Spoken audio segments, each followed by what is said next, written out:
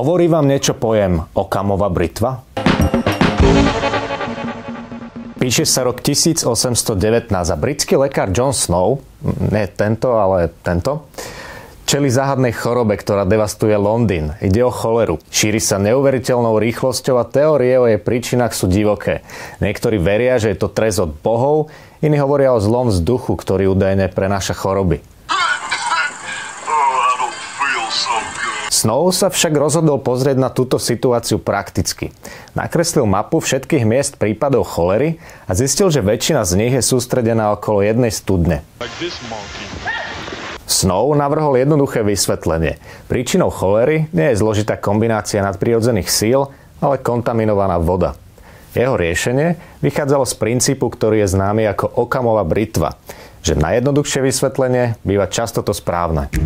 That's it. Jednoducho povedané, ak existujú viaceré vysvetlenia pre rovnaký jav, pravdepodobnejšie je to, ktoré je najjednoduchšie.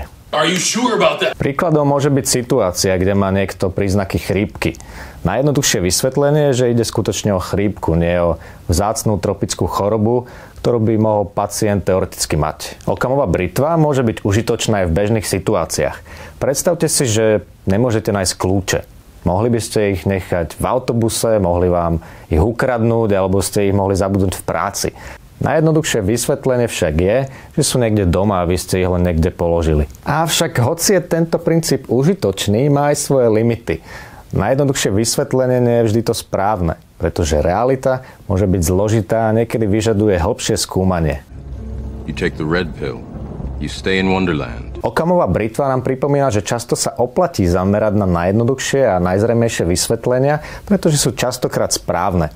Tento princíp je silným nástrojom nielen pre vedcov a filozofov, ale aj pre nás všetkých v každodennom živote. Ukazuje nám, že predtým, než sa pustíme do komplikovaných úvah, môže byť rozumné zvážiť jednoduché riešenia a tie zložitejšie odrezať ako britvou.